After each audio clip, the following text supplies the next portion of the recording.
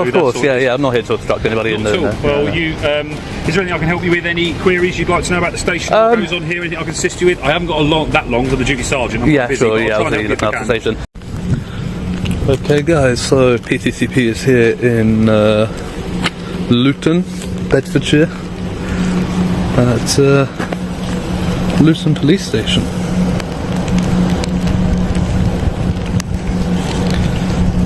So this is their yard area.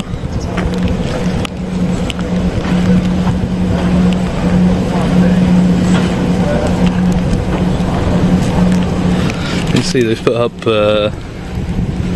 all this like sort of felting sort of stuff here now, which wasn't there before. So AB came here a couple of years ago. He had his two-part standoff outside Luton Police Station, and yeah, this wasn't here then. I know that much for sure. So I see vehicles sort of drive in that direction. We're going to pop and have a look. See what we can do. Marked vehicle. Pulling out. Yeah, really. This is the gate Luton Police Station.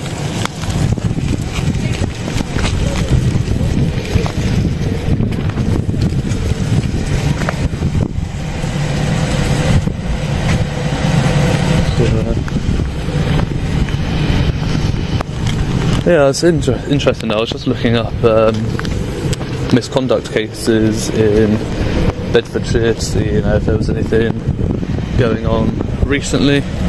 And they've got quite a few reports from sort of, what was it, 2019 to 20, or was it 20 to 21? Can't remember now. But there's nothing further than that, and there's nothing on the upcoming misconduct cases. So either they're not publishing, or Bedfordshire Police are doing very, very well and not getting any complaints that are being upheld. I know which one I'm most likely to believe. Notice here how the auditor is calmly observing. Two officers approach without identifying themselves, a subtle but crucial misstep. Identification isn't just protocol, it's a cornerstone of accountability. Think about it. Would you feel comfortable answering questions if you didn't know who was questioning you? Here, we hit a friction point. Professional transparency builds trust, yet the officer refuses to show a warrant card. The auditor mirrors this boundary, disengaging politely. This is a textbook example of how power dynamics shift instantly when one side refuses to identify themselves. Ethan, Ethan? Ethan, oh, nice to meet you, Ethan. You just got your warrant card with you? Because you haven't got any identifying factors or anything? It's up in the office, sir. Well, then I'm afraid I'm not going to talk to you. Do you have a warrant card on you, sir? Okay, then I'm not going to talk to you either. Come to ask what you did. Well, go get your warrant cards and we might have a conversation. Have a nice day. Bye.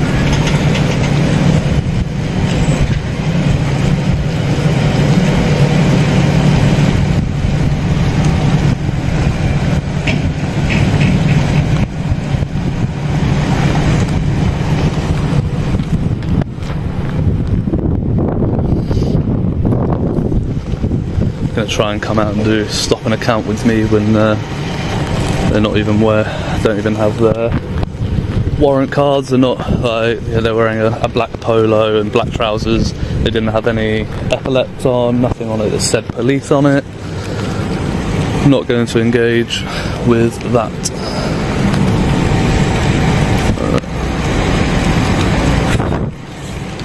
Not in the slightest.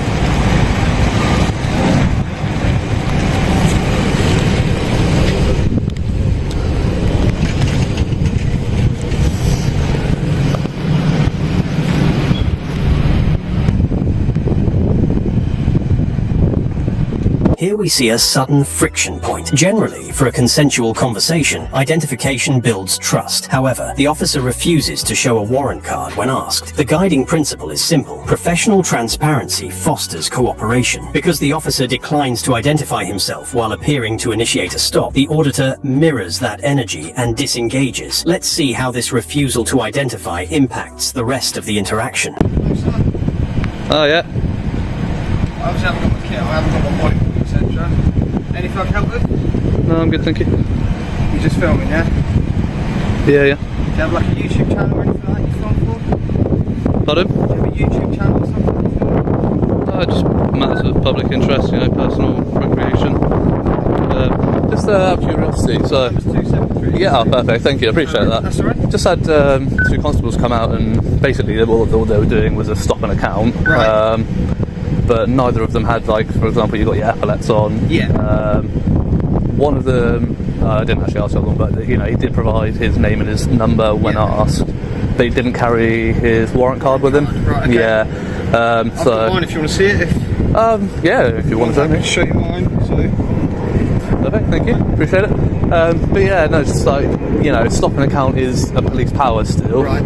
If they go in to engage in policing activity with and use of policing power, need to like make sure that that they have either their shoulder numbers, something that says police on it. So I noticed your tops don't actually say police on it. Some do. Some do, but but that those he had the same one that you've got. Right. Didn't have any like epaulets or anything like that. So I don't know the circumstances. Yeah, of course, but I was just walking back. Sure, I understand that, but yeah, if his name was Ethan, can't remember his number and everything, but if you know the Ethan, just him and his colleague he was with, just put a word in there, have a word with the sergeant, just make sure that they are carrying a warrant card or have some identifying factor if they're going to be using a policing power. That'd be grand. But there's nothing else I can help with? No, I'm all good, mate, thank you. Have you got a bike or something? Pardon? You got a bike? Yeah. What sort of bike is it? 125, like cruiser style, yeah. Now the tone shifts. A properly identified officer engages politely. Shoulder numbers, epaulets, visible warrant card, all these small details matter. Consistency in following the rules builds public confidence, and here we see the contrast with the earlier encounter. Check out this move by the duty sergeant. Immediate introduction, offer of assistance, no interrogation. De-escalation starts with respect. Even when discussing missing misconduct records, he maintains professionalism, a rare but vital leadership trait. You know, first to just a bit of a fail on their part there. You know, if they're going to use the policing power, like I said to that constable, then you know they need to carry their warrant cards or be in, you know, some sort of uniform that IDs them as a constable. However, that second or third constable, I suppose he is, was actually very polite, very friendly, willing to identify with his warrant card, which when they're in uniform they don't actually have to do. But yeah, so because he had his shoulder number, his epaulets on, he wouldn't be obliged to identify with a warrant card. But yeah, he was willing to, which is nice of him.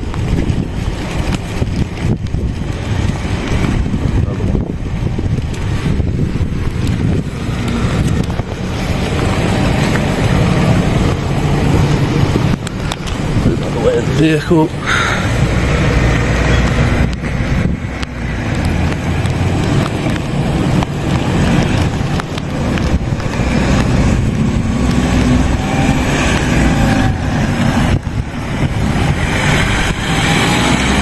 This moment highlights a tale of two officers. The auditor reflects on the initial failure compared to the subsequent politeness. Usually policies differ from law, but carrying a warrant card is standard practice for plain clothes or incomplete uniforms. The principle is that consistency builds public confidence. The auditor notes the improvement from years past, but wonders if the station's leadership is aware of the mixed standards.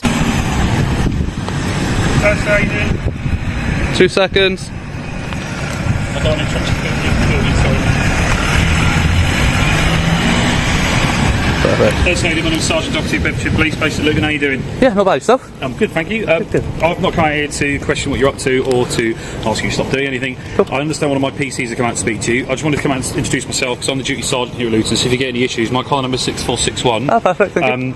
I'm just really glad to see that you stepped away from the gate when they're filming, when they've come out. Oh, of course, that's all. yeah. I'm not here to obstruct anybody in Not the. at all. Well, is there anything I can help you with? Any queries you'd like to know about the station? What goes on here? Anything I can assist you with? I haven't got that long. I'm the duty sergeant. I'm Yeah, busy, sure. but I'll Yeah, try I'll and see you help looking if I after the can. station. Quick question. In terms of misconduct in Bedfordshire with the police force, I've noticed on your website that from, I think it was 19 to 20, there's a few listed, but further than that, there was absolutely no information of past misconduct hearings or any upcoming. Do you know of any that are upcoming? I don't want specific details, but do you know of any upcoming that, are they just not being published, are they not being reported, or are they not being followed up? I'll be honest, I don't know the answer to that query. Your best bet would probably be to speak to our customer services freedom of information request. Yeah. Have you ever done one of those before? Yeah. I know. It's like any workplace, there's always rumours going around about people might be in trouble with this, might be in trouble with that. Sure. I don't tend to comment on rumour because I've been doing this job long enough that I've been subject to complaints that have been a load of rubbish, if I'm really honest. Yeah, so yeah. I wouldn't want someone talking about my business. So Now a duty sergeant approaches. Notice his immediate introduction and offer of assistance rather than interrogation. Generally, this is the gold standard for police interaction. The principle is that de-escalation begins with respect. He proactively identifies himself, which instantly lowers the temperature. The auditor takes this opportunity to ask about missing misconduct data, testing the sergeant's transparency on administrative matters. Stick around, because while this sergeant seems professional now, he's about to walk away to investigate the auditor's complaint about the earlier officers. The way he returns to handle that mistake is something we rarely see. I don't I know don't for want sure, but specific I know details. that all misconduct hearings are now public information, so Yeah. any genuine ongoing investigation, if they're ongoing investigations, obviously they're probably going to be quite limited and probably slow down, quite limited on what can be released in case it prejudices any further stuff, because misconduct could turn to criminal proceedings, or criminal proceedings misconduct, vice versa. But honestly, I wouldn't want to give you an incorrect answer, so your best bet is if you contact customer services on 101. Yeah. Do you live in Bedfordshire? No. Okay, so But I don't know how to do it online. 101, I know how to do it. I know how to do it that's for you. Or online. We have an online submission. I'll be honest, I don't tend to use online. I'm a bit old school. Fair enough. No worries. I know, I can do it for you. If you do That's fine. that, they will be able to give you that. And I wouldn't want to give information that's incorrect. But Cool. if there's anything, obviously, that's not operationally sensitive, you want to know about the station, what goes on here, I'm more than happy to just take a couple minutes to speak to you. If you don't need to know anything, I'll just carry on my work. Appreciate that, and appreciate your response to that. I do understand. Usually I just find it a bit odd for 2 years roughly there's nothing published, but I'm sure if I do it for you they'll be able to give us more information. So you have a PC called Ethan, can't remember his surname or his collar number, it's on the footage, but he came out and did basically used stop an account because he came out asking what I was doing. Yeah, literally like, pretty much as soon as I got it. Okay. Him and his colleague, I didn't ask who his colleague was because weren't wearing their epaulets, didn't have the... The conversation deepens regarding public records and accountability. The auditor pivots back to the earlier incident involving the officer named Ethan. Typically, a stop an account is voluntary, but officers should still identify themselves. The principle is that authority requires identification. The sergeant listens intently, acknowledging the policy, which suggests he takes professional standards seriously. Let's watch how he processes this specific complaint. Polo that says police on the side there. Okay. So I asked for their warrant card, and neither of them had their warrant card with them. Obviously, stop an account is the policing power. So if they're going to engage in policing activity using their powers, they need to make sure that they have identifying factors on their uniform. If they don't, then essentially they're plain clothes and they need a warrant card with them. No, you're quite correct. So just, I don't want to put in a formal complaint or anything, but if you can find out who the Ethan is.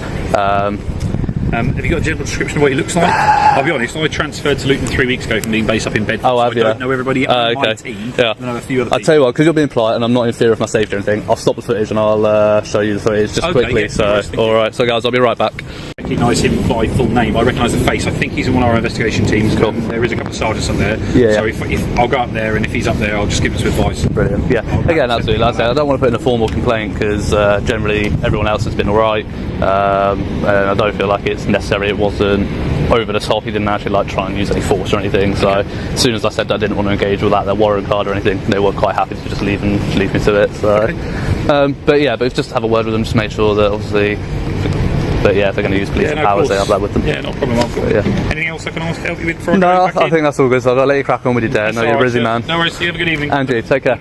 Morning. It's been a long day. I didn't get much sleep last night. Thank you very much. No worries. This is a crucial moment of leadership. Instead of dismissing the complaint or becoming defensive, the sergeant actively seeks to identify the officer involved. Generally, supervisors might protect their own, but here we see a different approach. The principle is that good policing requires correcting internal errors. He validates the auditor's description and commits to giving the officer advice, creating a sense of genuine resolution. My call number 6461. I am the duty sergeant. If you get any issues, my Sergeant Doherty, you can refer them to me. Alright, spot on. No Perfect. Thank you, Sergeant. Get out of the rain, I think. Yeah.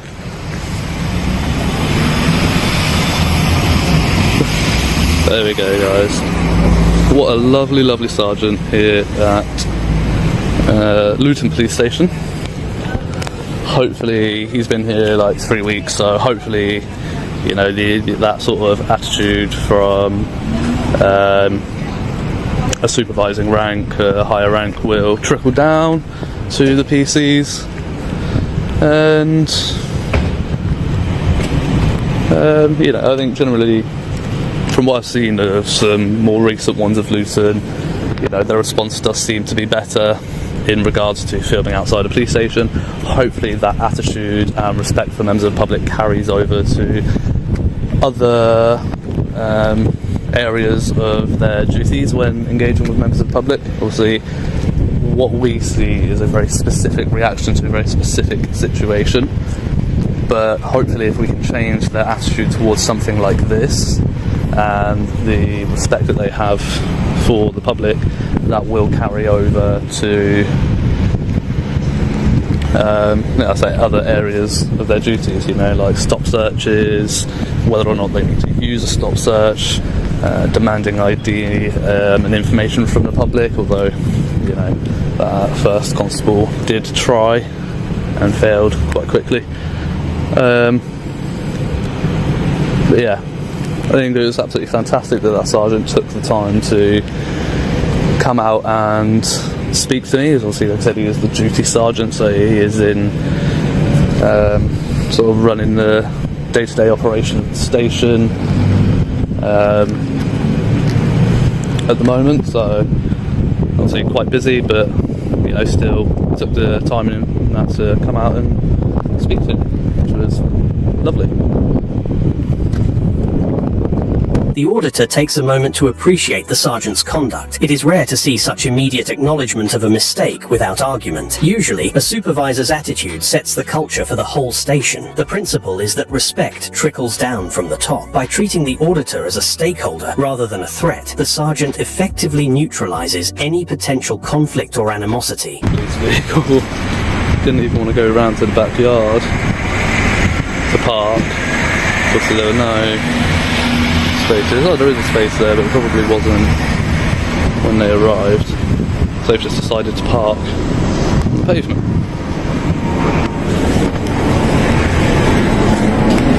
Interesting.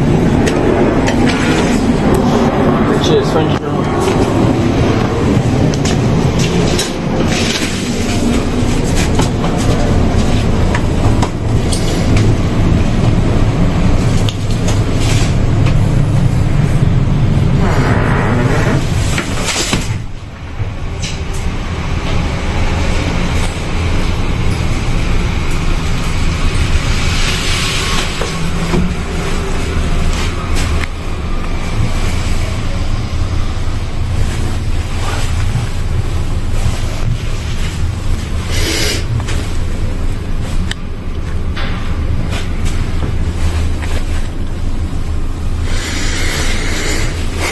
Yeah, so they've got a couple of posters about murder investigations. They got one with a £10,000 reward.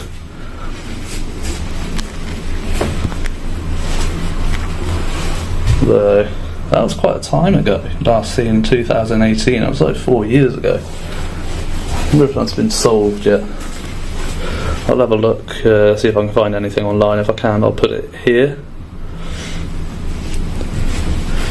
And that was 2013. That's even longer ago. That's like 9 years ago now. Damn. But yeah, there's quite a few people sort of in the actual lobby area there, so I'm not gonna go and have a wander around in there.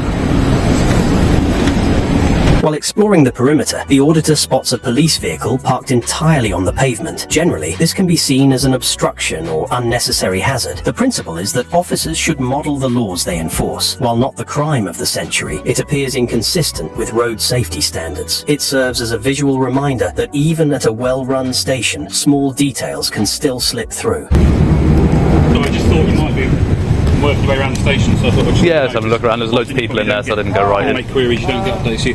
So I found the two officers involved. Sure. I spoke to them. They said that the only reason they didn't initially have their warrant cards on was they weren't intending to speak to anybody. The reason is that, I'll be honest, they said to me they thought we might be doing delivery, which is why they came up to you. But I've said to them, I've advised them of stop an account. I don't know if you're aware, but I don't know how often you do this or where you do it, but in the Greater London area, the Metropolitan Police still record stopping accounts, but most other home county forces don't formally record them anymore.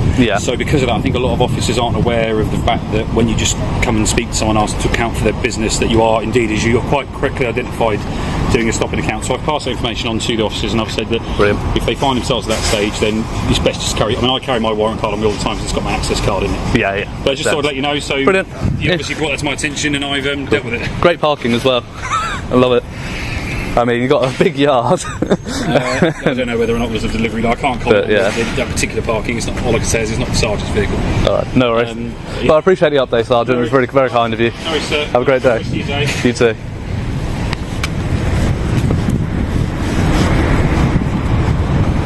So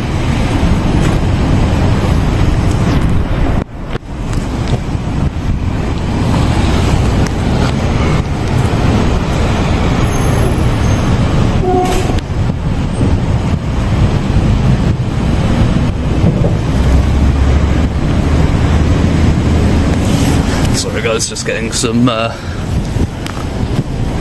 actual shots of the vehicle.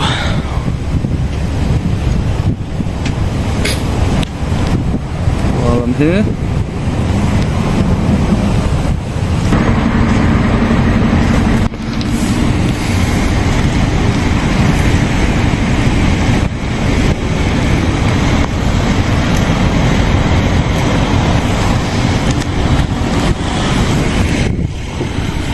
Okay guys, so yeah, just taking quite a few sort of around the vehicle shots of this one.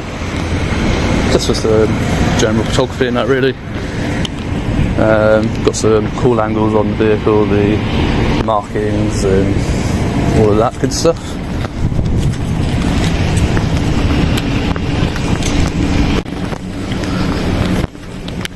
So there we have it guys, that is Luton Police Station with a fantastic Sergeant Doherty. And can't ask for better than that really. Absolutely 100% professional. Took my comments seriously, followed up on them and made the conscientious effort to come and find me to follow up and let me know what he'd done about it. So yeah, fantastic. There we go guys, until the next one, stay safe, remember your rights, and yeah, don't engage with constables that aren't carrying their warrant card with them if they're not in uniform. So yeah. Watch closely. Instead of brushing off the complaint, the sergeant seeks to identify the officer involved. Supervisors often protect their own, but here accountability takes precedence. This is how positive policing culture trickles down. Mistakes are acknowledged, corrected, and lessons shared. The sergeant's follow-up is the perfect lesson in accountability. He clarifies stop and account rules with the officers, admits confusion, and strengthens trust. Key takeaway: knowing your rights and recognizing good policing when it happens matters just as much as challenging mistakes.